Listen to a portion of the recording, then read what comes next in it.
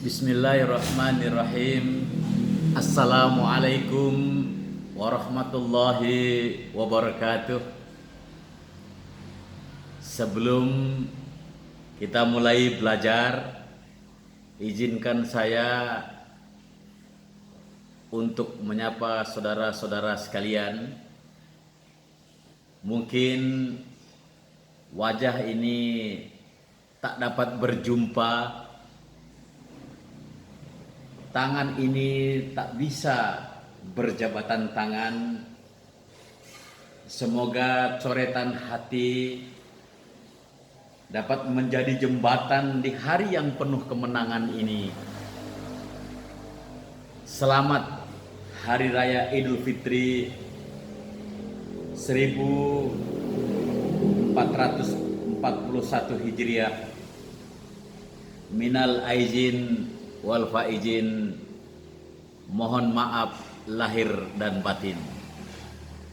Saudara-saudaraku sekalian di mana berada, kali ini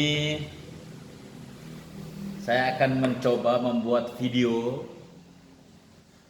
yang akan membahas tentang teori belajar. Kenapa kita perlu belajar? Teori belajar kali ini menjelaskan tentang bagaimana orang itu belajar. Jawabannya adalah agar kita bisa menentukan desain pembelajaran atau strategi pembelajaran yang tepat, sehingga pembelajaran itu dapat berlangsung secara efektif dan efisien. Saya akan menjelaskan teori. Kali ini kita akan membahas teori belajar. Teori belajar itu ada 3. Yang pertama adalah behaviorisme, yang kedua adalah kognitisme, dan yang ketiga adalah konstruktivisme. 3 teori ini saya akan mencoba menjelaskan teori behaviorisme. Apa sih harapan dari belajar itu? Yaitu pastinya harapan kita adalah adanya perubahan, behaviorisme change. Apa kira-kira yang dihasilkan?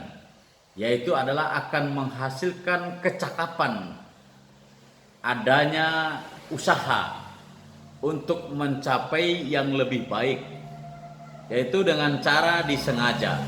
Kata kuncinya adalah behaviorisme change, perubahan tingkah laku. Teman-teman, ada sebuah teori yang saya kutip dari John B. Watson. Teorinya B. Watson ini atau kita kenal dengan sebutan Bapak Behaviorisme. Ini luar biasa, sangat menarik ini. Di sana selain dikenal dengan Bapak Behaviorisme, ada dikenal dengan teorinya adalah stimulus dan respon. Jadi stimulus ini adalah sebuah rangsangan. Jadi sebuah rangsangan. Kemudian kalau respon adalah sebuah respon terhadap rangsangan yang diberikan. Kemudian teori yang ketiga oleh John Watson, B. Watson ini menolak, yaitu menolak teori naluri, atau B. Watson ini menolak teori insting. Dia tolak, dia tidak pakai, dia tidak perhitungkan. Jadi menurut John B. Watson, dia beralasan kalau dia lapar maka dia makan. Kenapa dia makan? Karena dia lapar. Itu menurut John B. Whitson. Mari kita lihat lagi teori lain. Kalau kemudian Whitson juga dia membuat semacam membuat eksperimen terhadap seorang bayi berumur 11 tahun yang namanya adalah Albert. Albert ini seorang bayi 11 tahun tapi senang bermain tikus berwarna putih, bulunya sangat halus. Dia tidak pernah rasa takut sedikit pun. Dia tidak pernah merasa takut terhadap ini tikus. Dia selalu bermain. Dia pegang, dia bermain. Dia tidak pernah merasakan takut terhadap ini hewan tikus yang warna putih, yang bulunya sangat lembut ini. Kemudian penelitiannya Watson, setiap ini Albert dia memegang itu tikus, maka Watson dia memukul sebuah benda dengan palu, dia pukul. Tak. Itu sering kali dilakukan.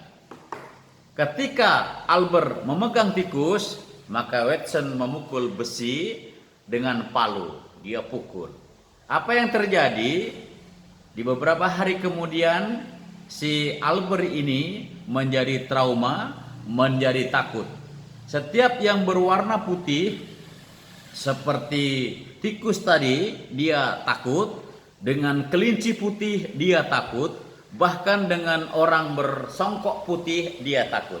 Ini adalah teori Albert terhadap eksperimennya kepada yang dilakukan oleh Watson. Kemudian ahli yang kedua masih sebuah teori behaviorisme, yaitu adalah tentang teori yang disampaikan oleh Skinner. Skinner ini dikenal dengan teori operan. Jadi teori operan ini dikuatkan setelah pengendalian akibatnya. Jadi setelah akibatnya. Misalnya begini. Bila seorang anak hadiahnya umpamanya diberikan sebuah hadiah, maka anak itu akan terus mempertahankan dan gembira. Dan sebaliknya, bila seorang anak itu yang akibatnya adalah menerima hukuman, maka responnya adalah memperlemahkan atau menyingkirkan. Jadi menurut Skinner adalah pemberian hadiah itu sesuatu yang sangat mutlak, yang sangat bagus. Demikian juga ditambahkan oleh Skinner bahwa ada anak bayi yang dia menangis, dia minta es. Tetapi ibunya tidak memberikan dengan alasan es ini ada yang namanya manisan buatan. Sehingga pendapatannya orang tua ini ketika anaknya nanti makan ini es, dimungkinkan anak ini akan sakit karena manisan buatan ini, gula buatan seperti sari manis dan seterusnya. Apa akibatnya? Anak itu dia terdiam. Ketika ibunya memberikan itu ais hari itu, esok harinya ketika diminta ais lagi, maka anak itu meminta kepada ibunya dengan cara menangis. Hadirin, ini sebuah teori behaviorisme, sehingga teori ini bisa bermanfaat, mudah-mudahan bisa bermanfaat. Dari saya terima kasih. Assalamualaikum warahmatullahi wabarakatuh.